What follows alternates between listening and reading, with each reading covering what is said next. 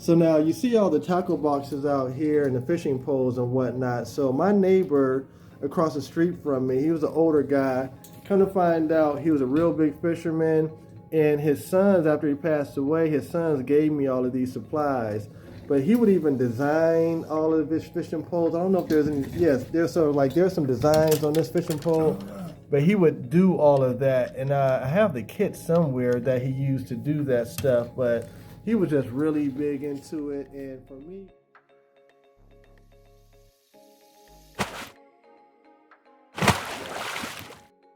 What up, good people, and you bad people too? This is me, the MATTWOODS, and I'm here with someone that I just met. And I'm gonna call him a friend already, Mr. Nathan. How you doing? I'm doing all right, boss. How are you? I am doing well. So Nathan came out to the Climate Change Action Center today with his friend Jillian, and come to find out, he works at the Bass Pro Shop.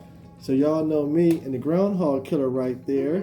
I'm like, hey, we need to find. I asked him if he knows how to gut these groundhogs. He said he doesn't know how, but he's willing to learn with me. And we got these knives right Absolutely. there. Can you tell me a little bit about what you were saying about the brand and the knives itself? Oh yeah, Mossy Oak's one of the most popular brands out there. They make quality stuff, good stuff that's going to last you a long time. But we were talking about this little hook here. This is the one thing I do know about, skinning whatever it is, whether it be groundhogs or deer. But you make it a little incision in the hide, and then you're able to get that hook in. And right here, it's real sharp in there. You really can't cut yourself, but once it's in the skin of whatever animal you're skinning, it'll slide right through and make your job a lot easier. Okay. Yeah. Well, yeah. So if anyone else wants to learn how to gut groundhogs, we can all learn together. So just hit us up and let us know. Tell us about your history and your passion about fishing. Ever since I can remember, my dad, he was a big fisherman growing up. He lived out in Maryland, so he did saltwater and crabbing and any other kind of fishing, really. So up here, being in Ohio, there's a lot of good lakes, a lot of good rivers. So, even as a young kid, I just remember being out on the water, learning new things, new techniques, anything I really could, because you kind of, no pun intended, but you get hooked once you hook a big fish. You get your first real fight on a big fish. It's a lot of fun, so I got addicted to it. Yeah. You mentioned Maryland. I spent some summers in Maryland. Clinton, Maryland is where my uncle lived at, and he was a huge fisherman. And when I would go out, we would do those charter boat trips and whatnot. And I never caught anything other than like some seasickness or whatever you call it. Yeah. But I still had a good time fishing. And those crabs, the blue crabs, oh my goodness. That's something else. Yeah. So you know how to fish for or crab for crabs? Yeah. I remember we used to take vacations down there almost every year. We'd go to Ocean City, Maryland, and we'd get a little crabbing permit for a weekend day. And yeah, my dad would take the crab pots and get a little a chicken leg. Yeah. Chicken. Yeah. Tie it up in there, throw the pots down, and every once in a while maybe give a little check and get some good blue crabs. How long do you, like? I know fishing, it's a hit or miss. Is that like that with crabs? You have to how that process I work. don't know. In my experience, I've gone crabbing just a few times, and every time, we're coming home with enough crabs to feed a family of 4, no problem. Yeah. And we're only out there 3 hours tops. Okay. Playing music, having a good time. Yeah. That's one of my fondest memories of Maryland in my childhood. Going out there and seeing those big old wicker baskets of blue crabs, man. Whew. So, that took me back. So now, like I say, I don't know much about anything that's in this tackle box. I wouldn't know what is what, but can you just kind of just run down what some of this tackle is for? Yeah, absolutely. You got a little bit of everything in here. Yeah. No matter what you want to target, you got some small hooks down here, it looks like, and something like that. It's a drop shot rig. So, your smaller hooks, absolutely you can go for panfish, put a little bread, a little worm, a little corn, like you were saying. Okay. Get some panfish. And moving into the lures, stuff like this. It's a good walleye lure. I call it a worm harness. So this will actually extend out. Let's see if he got something in here. A little extended. But what you'll do is actually wrap it around these here. For your leaders, hooks, and then you can wrap these around it too. But you'll tie up let's see. Tie up towards the top here. I'm not exactly sure, but that little blade in there, it's going to spin around, and these two hooks, you have a worm threaded on, stretched out, so it's just straight. You throw that around, say like Erie, walleye love it. Okay. You could even let it sit on the bottom and drift with it, or cast and retrieve from the shore. That's good stuff there. Okay. Speaking of walleye, they'll hit these spoons. You have a couple different kinds of spoons in here. Bright, Okay. flashy. You know, like if you can get that down deep where the sun doesn't hit too much, it's still going to pick up some light and throw it around, and they'll be attracted to that. So again, you know, you tie your knot here, cast and retrieve, and you can even like let it, you know, bring it in, let it fall, bring it in, let it fall. Real funky. Like the funkier the better. The more movement that spoon has, floating and falling in the water, you'll get a lot of bites like that. And they come in a whole bunch of sizes and shapes. Okay. So it's usually just a piece of metal, usually bright colors, shiny on the one side, and yeah, walleye love it. And you'll get like pike, bass, muskie, any predator fish really is gonna want a piece of that. Okay. Okay. Yeah, and it looks like you got a lot of stuff in here for muskie too, like these bigger baits. Especially this one. This is beautiful. This little blade here, I think this is called a chatter bait. I've never seen one this big though. It's you tie up here, right on this little eyelet there, and when you're dragging it through the water, this is gonna be vibrating, moving back and forth, causing the whole bait to move, and you're gonna get a lot of action on something like this. Okay. And the color of it, it's supposed to kind of mimic a smallmouth bass. You take this to the Mahoning River, right here in Youngstown. Yeah. Pike, I know there's a few muskie in there. Yeah. And pike. And the cool part about having pike and muskie in the same area is they can crossbreed and make a tiger muskie. Really? Yeah, tiger muskie can't reproduce, so the only way to get them is from the pike and muskie. The beautiful fish. Okay. Hard fight, man. Okay. You're gonna need some heavy line, heavy rods to even throw something like this too. So. Now, I was going to ask you about that. Now, do you go down into the Mahoning River down there and fish often? Or? It's one of my favorite spots. Yeah. Really? Yeah. Okay. Something like that I would take to the Mahoning River. I was eyeing these. Just for some fun casual fishing. You get a nice little jig head. Just like the head there where you can tie on. There's a little eyelet up there. They vary in sizes too, so you can really play around with that. Yeah. There we go. That's a better, because this is a little hair jig. That you can just tie on and throw. But something like that, you just get a little jig, white, chartreuse, great colors. I usually stick with white. White or pink. And it was funny because you actually got some pink grubs. Okay. These pink curly tail grubs. You thread that right on your jig head. Cast and retrieve in the Mahoning River. Smallmouth all day. Really? Yeah, there's a lot of really good spots. Like, you know where a value rack is? Well, we don't want to tell all our spots right here. Oh, yeah, good call. We'll save that off camera. Yeah, on camera. I like it. Yeah, there's a lot of good spots in Mahoning. And Okay. Even, I was talking to your nephew, Mill Creek Park. Yeah. They release trout. every Yeah. once in a while. So you can take like little spinner baits. See if you got a good trout spinner in here. Okay. I mean, based off what I'm seeing, you probably do. Okay. Now, what about this one here? This like a little imitation crawfish. Yes, sir. Yep. What do you catch with those? Smallmouth. Okay. Big smallmouth. Even largemouth. So. Yeah. But this is primarily going to be your bass lure. Okay. Same with the topwater frog here. I have the same setup with the hollow body. Mm-hmm. Now, I've never seen a crawfish like this with a hollow body, because usually that means topwater. Okay. So I'm interested to see how that's going to work. You probably like to cast that on some lily pads.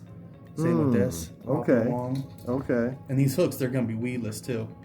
You really, anything going over, it's not going to get it. Yeah. It's not gonna get caught up. Yeah. Every once in a while, give it a little squeeze. Maybe some water gets in there because it starts sinking. Mm-hmm. But this, I'd have to throw that maybe in like a cup of water to see if it sinks or not. Okay. Because ideally, you tie up, and when you pull it, it's going to give that tail flicking action like Oh, like a yeah, crawfish swimming in the water. yeah. Yeah, you're going to get little pops, little pauses. And usually, with a lot of baits, you're going to get that bite on the rest. Mm-hmm. You're popping, working the lure. They're going to follow it, let it sit, bam. Okay. It's good stuff. Now, do you go to any like the competitions or anything like that? Personally, no. I know a Mm-hmm. lot of people who have, and they, they have a lot of fun with it. But it's a person I like to go out and just casually fish. Yeah. Enjoy it. Yeah. So now these reels here, are these any quality reels? Like I say, these were all given to me, and I'm like super happy. They're quality to me, but just in terms of what are we looking at? Yeah. So this reel, Daiwa Regal, they're still making these. Of course, they're going to look different now. These are a bit older, but these are solid reels. Mm-hmm. Give them like a few reels, like a few cranks. And if you feel any grinding, like maybe take it out, clean it up a little bit. And what I mean by take it out is that's your drag, tighten, loosen to see like it allows the fish to pull it or like dead stop, you tighten it all the way up. Fish can't pull it, but that puts tension on the line. Okay. But you unloosen that as much as you can, and this whole spool here will pop off. You can kind of clean the gears, put some oil on them, and loosen them up. So even if it's an old reel, it's still wildly functional. Okay. And I was interested in this one because this is called an open face spinning reel. Mm-hmm. And this style here is a bait caster, but I've never seen a closed faced bait caster like that. Okay.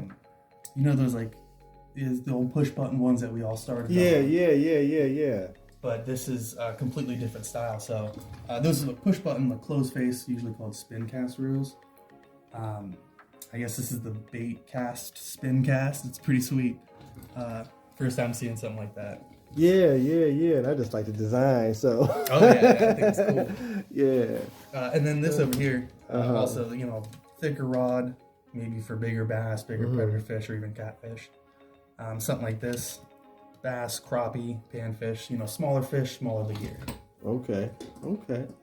Yeah. So now, you're teaching me right now, but do you teach people this, like how to fish, or would you be interested in something like that, like doing little fishing trips down at the Mahoney River? Absolutely, I'd love to do something like that. One of the best parts about my job at Bass Pro is when we get some kids or somebody just getting into fishing, and we can really set them up with what they need, give them some tips and tricks, and just to get them on some fish. Okay. As soon as they do that, they're going to be doing some research on their own, I'm sure of it. Okay. Well, yeah, we might have to make a field trip, get some kids or even adults, whoever has an interest in getting out there. Yeah, we do that. And then afterwards, go down to the Mahoney River, our secret spots. Yes, sir. Yeah. Yes, sir. I know, at Bass Pro, I was able to do a little a kids event. Every once in a while, especially in the summer, they'll get a big old above ground swimming pool looking thing, and they'll get some ladders up there, fill it with bluegill. One year they did striped bass. One year we did trout. Okay. So, we just get up there and we, let the kids fish. Yeah. Teaching them and, just having a great time. And we got some pictures of that too, so it's pretty cool. Cool. I didn't know they did something like that. That's really nice. Okay. It's always fun. They'll do a whole bunch of stuff. They'll set up archery ranges, shooting ranges outside. Anything kid related, getting them outdoors, they're all about it. Okay. Well, we definitely have to talk about that and get connected on some events. Yeah. Okay. So one question I have: what is your prize? What's the prize fish that you caught? Like one that your number one fishing story. Oh goodness, it's hard to label to one, but I'll stick local. Yeah. Okay. Me and my buddy, we went down to the Mahoney River in Girard, and there's a spillway down there, so we worked our way, and we were just casually throwing around little spinner baits, and I tried to catch, whatever, just having fun. Threw it up, and I started bringing along the coast, and it's pretty shallow, and I thought I snagged a log, and then the log started moving. It was a big old northern pike. Oh, wow. And I was only using something like that, so I was never expecting a massive fish like that to bite it. But, it jumped out of the water too, and my buddy had gone up around. He was going to try another spot, and I started screaming at him to get the net. Yeah. The classic stuff. He's yelling back at me all frustrated, but it was a really good time. How much did it weigh? Like, what size was it? We didn't get a weight on it, but the length of it was about 45 inches. Okay. Yeah. The real big ones, they'll be like 50, 55. But it was just sitting there. I mean, I basically walked right over it when I was getting to my spot. Wow, and that was in the Mahoney River, around Girard area. Yep. Okay. Cool. Yeah, it's good stuff. Great fish in there. Walleye, there's so many fish in that river. Yeah. There's a lady that I always see down there. I don't know her name. She's a white lady, but she goes down near the Mill Creek Park area, and she catches some monsters down there. She showed me some pictures, so I know there's a lot of good stuff down there. Yes, sir. Okay. There's good catfish there too. Huge fish. Oh yes. Yeah, you want a spot to pull up and chill for a little bit, throw some lines in the water, and sit back and catch some big fish, especially towards those evening hours. Now, what's your take on the river being clean? Because I know most of the people that I talk to down there, they catch them and keep them and cook them and eat them and all of that good stuff. Sure. Now, are you keeping them and eating them, or? No. To be honest, I don't think the river's that clean. You can absolutely eat the fish that come out of that river. Mm-hmm. Every day, I probably wouldn't recommend. But if you're fishing near a spillway where that water's moving and rushing through, it's gonna be totally fine to eat, catch and eat as much as you'd like. Gotcha. Okay, 'cause like I said, I've always heard two different takes on it. So, okay, and there's another take. So, yeah, like if you fillet that meat up, it looks good, go for it. Mm-hmm. Absolutely, it's gonna be totally fine. Gotcha. All right. Well, hey, thanks. I wasn't expecting this. This is awesome. Yeah, for sure. I mean, either. That was really cool. All right, cool. All right, y'all. I'm the MATTWOODS at the Climate Change Action Center, y'all. Peace.